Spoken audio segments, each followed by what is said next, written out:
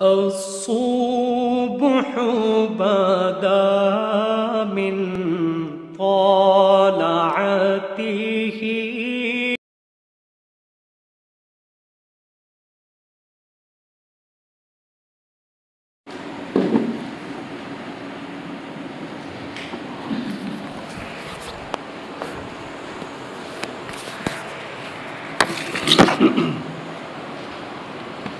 بسم اللہ الرحمن الرحیم۔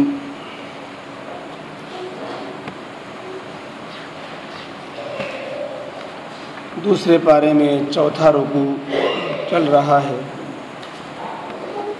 سورہ البقرہ کا 20واں رکوع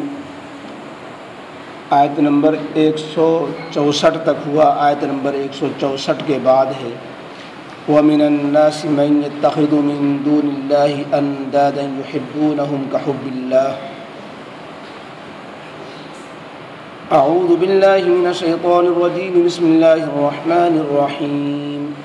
وَمِنَ النَّاسِ مَن يَتَّخِذُ مِن دُونِ اللَّهِ أَندَادًا يُحِبُّونَهُمْ كَحُبِّ اللَّهِ وَالَّذِينَ آمَنُوا أَشَدُّ حُبًّا لِلَّهِ وَلَوْ يَرَى الَّذِينَ ظَلَمُوا إِذْ يَرَوْنَ الْعَذَابَ أَنَّ الْقُوَّةَ لِلَّهِ جَمِيعًا وَأَنَّ اللَّهَ شَدِيدُ الْعَذَابِ إِذْ تَبَرَّأَ الَّذِينَ اتُّبِعُوا مِنَ الَّذِينَ اتَّبَعُوا وَرَأَوُا الْعَذَابَ وَتَقَطَّعَتْ بِهِمُ الْأَسْبَابُ وَقَالَ الَّذِينَ اتَّبَعُوا لَوْ أَنَّ لَنَا كَرَّةً فَنَتَبَرَّأَ مِنْهُمْ كَمَا تَبَرَّؤُوا مِنَّا كَذَلِكَ يُرِيهِمُ اللَّهُ أَعْمَالَهُمْ حَسَرَاتٍ عَلَيْهِمْ وَمَا هُمْ بِخَارِجِينَ مِنَ النَّارِ۔ صدق اللہ العظیم۔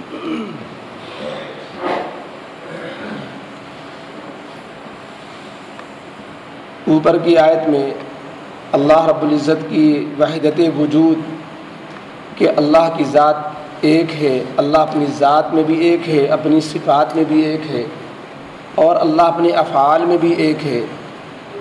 کائنات کی تصرف و تدبیر میں تنہا اللہ رب العزت کا حکم نافذ ہے، جس کی بہت سے شواہد و مثالیں ذکر کی گئی تھیں۔ آسمانوں کا بنانا، زمین کا بچھانا، رات و دن کا لگاتار یکے بعد دیگرے آنا اور جانا، کشتیوں کا سمندر میں چلنا، خود سمندر کا اپنا وجود، اور سمندر کے اندر کشتیوں کے ذریعے سے تمام خشکی کے راستوں کو ایک دوسرے سے جوڑ کر انسانوں کی نفع کی چیزیں ایک ملک سے دوسرے ملک پہنچنا، آسمان سے پانی کا برسنا اور زمین کا اس کی وجہ سے لہلا جانا، اور قسم قسم کے چرند پرند اور حیوانات کا دنیا کے اندر پایا جانا، ہواؤں کا، طرح طرح کی ہواؤں کا، گرم نرم سرد ہوائیں، پوربی ہوائیں، پچھمی ہوائیں، تیز ہوا اور سست ہوا، یہ سب ہواؤں کا بھیجنا، اور بادلوں کا آسمان و زمین کے درمیان معلق کر کے اس کو جو ہے جہاں چاہنا وہاں بھیج دینا۔ اس میں اللہ رب العزت کی ایک ایک نشانی میں کئی نشانیوں کا مجموعہ ہے۔ وہ اللہ نے فرمایا کہ اگر انسان جانور نہ بن جائے، عقل سے کام لے، تو اس کو اللہ کی ان چیزوں کے اندر اللہ کی وحدت اور اللہ کا وجود نظر آ جائے گا۔ اسی طریقے سے اگر انسان خالی ذہن ہو کر ان میں سے کسی ایک چیز پر غور کرے تو اسے اللہ کی معرفت حاصل ہو جائے گی۔ لیکن لوگ ان چیزوں کو برتتے ہیں، نگاہیں بند کر لیتے ہیں، اپنے فائدے تو ڈھونڈ لیتے ہیں لیکن ان فائدوں کو بخشنے والی ذات سے آنکھیں بند کر لیتے ہیں۔ ان چیزوں کو کس نے بنایا، کیوں بنایا، اس بات پر وہ غور نہیں کرتے۔ ان کی اس بات پر تو ریسرچ ہوتی ہے کہ یہ چیز سے کیا کیا فائدے ہم اٹھا سکتے ہیں، لیکن ریسرچ کا میدان یہ نہیں ہوتا کہ اس کا بنانے والا کون ہے اور اس کو بنانے کا مقصد کیا بنا، یہ ہم کو فائدہ پہنچایا جا رہا ہے، کیوں فائدہ پہنچایا جا رہا ہے۔ اگر اس کو یہ چیزیں انبیاء کرام علیہ السلام کھولتے ہیں، بیان کرتے ہیں، تو اس کی وجہ سے ان کو توحید کا راستہ ملتا ہے۔ اللہ فرماتے ہیں کہ انسان جو تمام مخلوقات میں سب سے افضل مخلوق ہم نے بنائی، سب سے زیادہ ہوش مند عقل مند مخلوق ہم نے اس کو بنایا، وہ انسان میں سے کتنے انسان ایسے ہیں جو اللہ کو چھوڑ کر جو معاملہ اللہ کے ساتھ کرنا چاہیے، جو عقیدہ، جو محبت، جو عظمت، اللہ کے ساتھ جو تعلق جو رکھنا چاہیے، وہ غیر اللہ کے ساتھ رکھے ہوئے ہیں، اللہ کے برابر غیر اللہ کو ٹھہرائے ہوئے ہیں، اللہ کا ہمسر اور اللہ کا جوڑ کا ان کو قرار دے رکھا ہے، کئی خداؤں کو اللہ کے برابر بنا رکھا ہے کہ یہ بھی خدا، وہ بھی خدا۔ اور پھر وہ یہی نہیں کہ انہوں نے صرف اپنے عقل سے خدا تجویز کیا ہوا ہے یا اپنی زبان سے ان کو خدا کہہ رہے ہیں، اور بلکہ معاملہ یہ ہے کہ ان کے ساتھ ایسا قلبی لگاؤ ہے جیسے اللہ کے ساتھ واجب ہے. ایسی وارفتگی و فریفتگی و گرویدگی جو اللہ کے ساتھ ہونی چاہیے وہ انہوں نے اللہ کے ساتھ بہت سے غیر اللہ کے ساتھ اس طرح کی محبت و عقیدت قائم کر رکھی ہے. ان کے سامنے ایسے ہی جھک رہے ہیں جیسے اللہ کے سامنے جھکنا چاہیے. ان کو اتنا ہی بڑا مان رہے ہیں جیسے اللہ کو بڑا مانا جاتا ہے. ان کو ساتھ وہی عقیدہ رکھ رہے ہیں جو اللہ کے ساتھ رکھا جاتا ہے. ان کے ساتھ جو ہے وہی چڑھاوے چڑھا رہے ہیں اور وہی منتیں مان رہے ہیں جو اللہ رب العزت کے ساتھ ہونی چاہیے. ایسے ہی طواف کیا جا رہا ہے ان کا جیسے اللہ کے گھر کا طواف کیا جاتا ہے. تو یہ سب چیزیں ایسی ہیں. اللہ فرماتے ہیں کہ ہم نے انسانوں کو عقل دی اور یہ چیزیں پیدا کی کہ کائنات میں ان چیزوں کو غور کرے تو اسے اللہ کی وحدت نظر آ جائے. لیکن کتنے عقل مند انسان ہیں جو اپنی عقلوں کا صحیح استعمال نہیں کرتے اور وہ ان چیزوں میں کھو جاتے ہیں اور اللہ رب العزت کے برابر غیر اللہ کو ٹھہرا بیٹھتے ہیں اور غیر اللہ کے ساتھ ویسی محبت و عقیدت رکھتے ہیں جیسا کہ اللہ کے ساتھ ہونی چاہیے. ہاں جو سچے پکے مومن ہیں اللہ نے ان کی تعریف فرمائی کہ وہ تو اللہ سے ہی زیادہ محبت رکھتے ہیں. جو ایمان والے بندے ہوتے ہیں ان کی محبت اللہ سے مضبوط و مستحکم ہوتی ہے. اللہ کے ساتھ ایمان والوں کی محبت اور مشرکوں یا کافروں یا اسی ان کے ہم مثل ان کے جو غیر اللہ کو خدا بنائے ہوئے ہیں ان غیر اللہ کے ساتھ جو ان کی محبت ہوتی ہے ان دونوں میں بڑا فرق ہوتا ہے. وہ محبت ختم ہو جایا کرتی ہے جو محبت غیر اللہ کے ساتھ ہوا کرتی ہے. اور وہ غیر اللہ کو جو خدا بنائے ہوئے ہیں کہ جب تک دیکھ رہے ہیں کہ ان سے کام بن رہا ہے یا ان سے نقصان سے ہم بچ رہے ہیں اپنے خیال کے مطابق، جب تک ان کا وہم اور ان کی توہمات اور ان کا ذہن یہ ان کو یقین دلا رہا ہے کہ ان سے کام ہو رہا ہے تب تک تو ان سے محبت خوب ہے. اور جہاں ان کو نظر آیا کہ ان سے مانگتے رہتے کام تو بنتا نہیں تو ان کو چھوڑ بیٹھتے ہیں. جبکہ ایک مومن جو اللہ رب العزت سے محبت رکھتا ہے غم میں بھی مصیبت میں بھی اور نعمت میں بھی راحت میں بھی ہر موڑ پر وہ اللہ سے محبت رکھتا ہے. اس لیے کہ ایمان کی حیثیت سے اس کا ایمان یہی ہوتا ہے کہ اللہ کے علاوہ کوئی ذات ہی نہیں کہ ہم وہاں رجوع ہو. اللہ کے علاوہ کوئی ذات ہی نہیں جو نقصان پہنچا سکے. تو نفع نقصان جو کچھ ہے وہ اللہ ہی کی طرف سے ہے. بنے گا تو اللہ کی طرف سے بنے گا، بگڑے گا تو اللہ کی طرف سے بنے گا. ہمیں غیر اللہ کی طرف دیکھنا ہی نہیں ہے. تو اس لیے ان کی محبت کا مرکز ختم نہیں ہوتا. اور جو مفاد کی خاطر کبھی اس کو پوجتے ہیں یا عقیدت کا تعلق رکھتے ہیں تو ان کی عقیدتوں کا مرکز بدلتا رہتا ہے. تو یہ محبتیں ان کی ختم ہوتی رہتی ہیں. اور ہندوستان کے اندر تو یہ چیز سمجھنا بہت آسان ہے کہ سال میں خدا بدلے جاتے ہیں.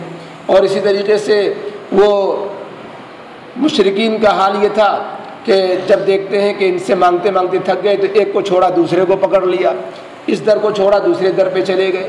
تو اللہ فرماتے ہیں یہ محبت جھوٹی محبتیں ہوتی ہیں. سچی محبتیں تو ایمان والوں کو ہوتی ہیں جو اللہ کے واسطے ہوتی ہیں اور اللہ سے ہوتی ہیں. اور ایمان والوں کی محبت جو اور لوگوں سے بھی ہوتی ہے، انبیاء سے، صحابہ سے، اولیاء سے، بزرگوں سے یا علماء سے، نیک بندوں سے، وہ محبتیں اللہ کی محبت پر غالب نہیں ہوتی ہیں. اللہ کی محبت ان سب پر غالب ہوتی ہے، بلکہ ان سب چیزوں سے محبت ہوتی ہی اللہ کی وجہ سے ہے. اگر وہ اللہ کے پیغمبر نہ ہوتے تو محبت نہ ہوتی. ولی اللہ کا ولی نہ ہوتا، غیر اللہ کا سے اس کا تعلق ہوتا تو ہم اس سے محبت نہ کرتے. صحابہ کا جو اس سے محبت ہے وہ نبی کے واسطے سے، اور نبی کی سے محبت ہے اللہ کی سے کے نبی ہونے کی وجہ سے. تو چونکہ محبت کا مرکز اللہ کی ذات بنی اور غیر اللہ سے جو بھی محبت بنی وہ اللہ کے واسطے سے بنی، تو اس لیے اللہ کی محبت غالب ہوتی ہے اور باقی سب کی محبت مغلوب ہوتی ہے ایمان کی حیثیت سے. ایک تو ہوتی ہے طبعی محبت، اولاد سے ہے، بیوی بچوں سے ہے، اور ایک محبت ہوتی ہے عقلی محبت ایمان کی حیثیت سے کہ اگر دونوں میں کوئی تضاد ہو جائے، دونوں میں کوئی ٹکراؤ پیدا ہو اور انسان کے ایمان کا اور کفر کا مقابلہ ہو جائے تو وہ اللہ کی محبت کو ترجیح دے گا. بیٹا کافر ہو گیا تو ہم اس کی محبت میں کافر ہو جائیں تو یہ ایمان والا کر ہی نہیں سکتا. وہ تو اللہ کی محبت غالب آ کر رہے گی. طبعی محبت اپنی جگہ پر کہ یہ خونی رشتہ ہے تو محبت ہے تو یہ فطری تقاضا ہے، لیکن جو عقلی محبت جسے کہتے ہیں جس کے فیصلے اس طرح کے مواقع میں آتے ہیں کہ ایمان کفر کی جنگ ہو جائے، بیٹا کافر ہو تو کیا ہم جو ہے کافر بیٹے کا ساتھ دیں گے؟ اگر دیں گے تو سمجھ لیجئے ایمان ہی نہیں ہے. تو ایمان و کفر کے اندر جو ہے ایمان والے کی محبت جو اللہ کے ساتھ ہوتی ہے وہ عقلی اعتبار سے اولاد سے بھی زیادہ ہوتی ہے، والدین سے بھی زیادہ ہوتی ہے. تمام چیزوں سے زیادہ ہوتی ہے. اگر ایسا نہیں ہے تو ایمان بھی نہیں ہے. تو اللہ رب العزت نے ایمان والوں کی تعریف فرمائی کہ ایمان والے تو اللہ سے ٹوٹ کر محبت کرتے ہیں اور محبت میں سب سے زیادہ اللہ سے محبت کرتے ہیں، جبکہ جو غیر اللہ کو خدا بنائے ہوئے ہیں وہ ان سے ایسے ہی محبت کرتے ہیں جیسے اللہ سے رکھنی چاہیے، جبکہ ان کی محبت اللہ کی محبت کے برابر پھر بھی نہیں ہوتی، لیکن وہ ایسی رکھنا ہی چاہتے ہیں چونکہ انہوں نے ان کو خدا کا درجہ دیا ہوا ہے. اللہ تعالیٰ فرماتے ہیں اگر یہ دنیا کے اندر ہی جس وقت کہ اللہ کی طرف سے کچھ حالات آتے ہیں، مصیبتیں آتی ہیں، دنیا میں عذاب کے جھٹکے دیے جاتے ہیں، اس وقت اس بات کو سمجھ لیں اور کاش سمجھ لیں تو یہ اپنے گمراہی سے نکل آئیں کہ ساری قوت، ساری طاقت اور سب چیزوں کی ملکیت اللہ ہی کی ہے، کوئی کچھ نہیں کر سکتا اللہ کے سوا. یہ اللہ رب العزت دکھاتے ہیں بعض حالات میں، اور مشرکین ایسا کرتے بھی تھے کہ جب مصیبت میں گرفتار ہوتے، ان کی کشتی بھنور میں پھنستی اور وہ اپنے باطل خداؤں کی طرف رجوع کرتے، اور جب ان کی مصیبت کم ہونے کا نام نہ لیتی تو وہ ان باطل خداؤں کو دریا میں پھینک دیتے، کہتے تم تو ہمارا کام بنا ہی نہیں رہے ہو. پھر جو ہے اللہ والے اللہ کو صرف جو ہے پوجنے لگتے، اللہ سے مانگنے لگتے. فَإِذَا رَكِبُوا فِي الْفُلْكِ دَعَوُا اللَّهَ مُخْلِصِينَ لَهُ الدِّينَ. اب بڑے اخلاص کے ساتھ اللہ کو مانگنے لگتے ہیں، لیکن قرآن ہی نے شکوہ کیا کہ جب وہ کنارے پار لگتے ہیں تو پھر وہی پرانی حرکتوں پہ لوٹ آتے ہیں. تو یہ اللہ فرماتے دنیا میں اگر یہ سبق لے کر کے اپنی گمراہی سے توبہ کر لیتے اور اس بات کا یقین کر لیتے کہ یہ تو دنیا کی ہلکی سی مصیبت تھی جس پر تمہاری آنکھیں جو ہے پوری طرح نہ کھلیں، آخرت کے اندر جب شدید عذاب سامنے آئے گا اس وقت پچھتانے سے کچھ نہیں ہوگا. اس وقت تو آج جن لوگوں کے کہے پر باطل چیزوں کو خدا بنا رکھا ہے یا ان کو خدا کا درجہ دے رکھا ہے، چاہے وہ انسان ہو، جنات ہوں، شیاطین ہوں، یا وہ پتھر کے بت ہوں، یا وہ اور چیزیں ہوں، تم نے جن جن کو کی پیروی آج کی ہوئی ہے، قیامت کے دن وہ خود عذاب میں ہوں گے اور بڑے عذاب میں ہوں گے. ان کی حالت ان سے بھی زیادہ خراب ہوگی. جو باطل کے پیشوا ہیں اور باطل رہنما ہیں، جنہوں نے شرک کی علمبرداری اور شرک کا جھنڈا اٹھا رکھا ہے، دوسروں کو کافر بنا رہے ہیں، گمراہ کر رہے ہیں، قیامت کے دن ان کا حال تو اور زیادہ خراب ہوگا. اور ان کے جو پیچھے پیچھے چلنے والے تھے انہی پر تکیہ لگائے ہوئے تھے، انہی پہ سہارا لگائے ہوئے تھے، انہی کو سب کچھ سمجھے ہوئے تھے. تو اللہ نے یہاں پر دونوں کا حال بیان فرمایا کہ وہ سب جب عذاب کا مشاہدہ کریں گے تو یہ سارے رشتے محبت و عقیدت کے اور یہ سارے رشتے بڑے پیشوائی اور جو ہے پیروی کے سب ٹوٹ جائیں گے. اور وہاں تو وہ جو پیشوا لوگ ہوں گے وہ کہیں گے تم نے میرا کہنا کیوں مانا، ہم تو تم سے بیزار ہیں، بلکہ اللہ کے سامنے کہیں گے ہم نے ان کو کبھی نہیں کہا تھا کہ ہماری پیروی کریں. تو وہ لوگ ہماری حسرت کے کہیں گے کہ ہمیں دنیا میں ایک مرتبہ جانے کو اور مل جائے تو ان سے انتقام لے لیں، ان کی ہم پھر ایسی گت بنائیں کہ ہم کو جو ہے اپنے پیچھے پیچھے چلایا اور یہاں پر آ کر کے جو ہے الٹا ہمارے اوپر جو ہے الزام دھر رہے ہیں کہ کیوں میرے پیچھے چلے اور کیوں انہوں نے میری بات مانی، انبیاء کی بات کیوں نہیں مانی، صحابہ کی بات کیوں نہیں مانی، سنت پر کیوں نہیں چلے، قرآن کے کہے پر کیوں نہیں چلے، یہ ہم ہی پر الزام دھر رہے ہیں. تو دنیا میں جا کر دوبارہ جانے کو مل جائے تو ان کی ہم گت بھی بنائیں اور ان کو دھتکار دیں، ان کی پیروی نہ کریں، ہم ان کا بدلہ لے لیں. اللہ فرماتے ہیں یہ تو حسرت ہی حسرت رہ جائے گی. یہ ان حسرتوں سے ان کو جہنم سے نکلنا نصیب نہیں ہوگا. گمراہ کرنے والے اور گمراہ ہونے والے، پیروی کرنے والے اور جن کی پیروی کی گئی، یہ سب عذاب بھگت رہے ہوں گے. سارے یہ عقیدت کے رشتے سب ٹوٹ جائیں گے.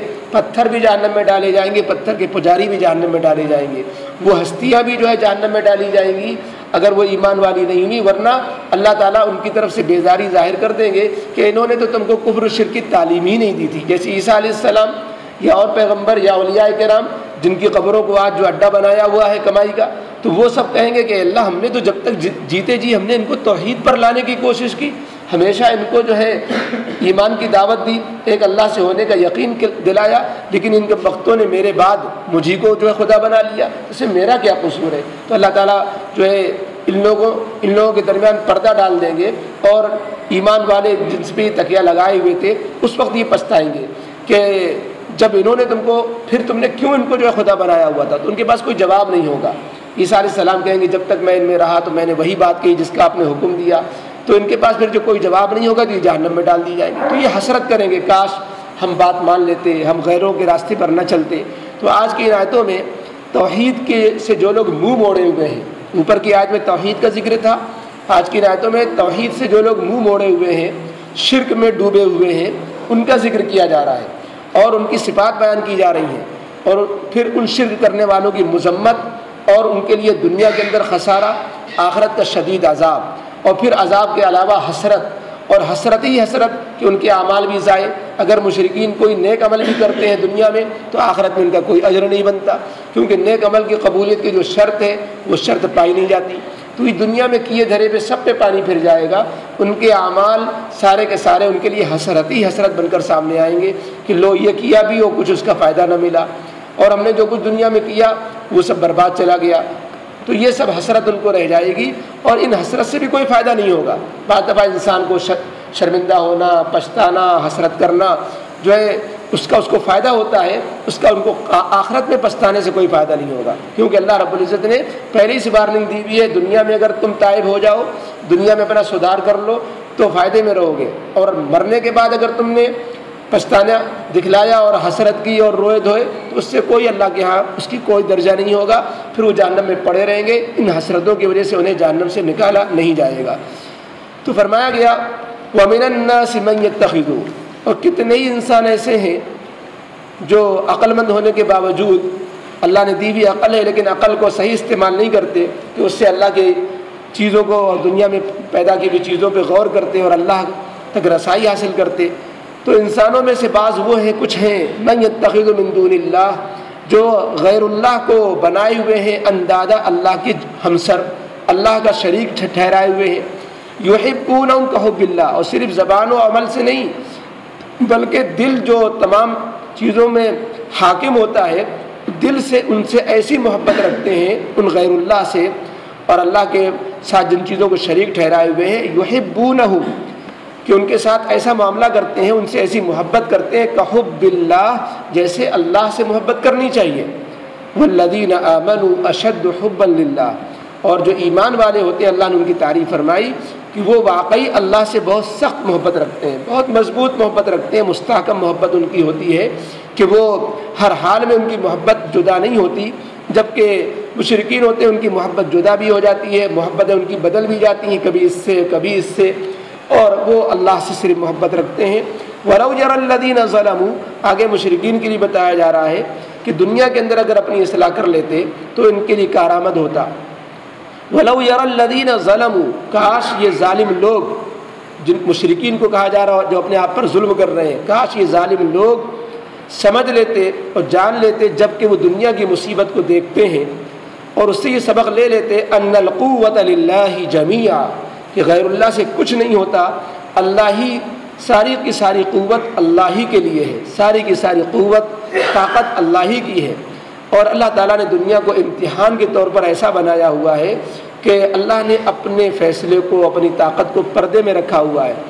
انسان سمجھتا ہے کہ فلانے سے کام بن گیا، غیر اللہ سے کام بن گیا، اگر بگڑتا ہے یا بنتا ہے وہ سب کچھ اس کے پیچھے اللہ کا فیصلہ ہوتا ہے، لیکن چونکہ بندوں کا امتحان بھی مقصود ہوتا ہے، اگر اللہ تعالیٰ اپنی قوت ایک دم سے سامنے کر دے تو پھر بندوں کا امتحان کہاں رہا، کوئی کافر بچے گا ہی نہیں، کوئی مشرک بچے گا نہیں، کیونکہ وہاں عقل استعمال کرنے کی نوبت نہیں آئے گی، وہاں تو مشاہدہ ہی ہو جائے گا۔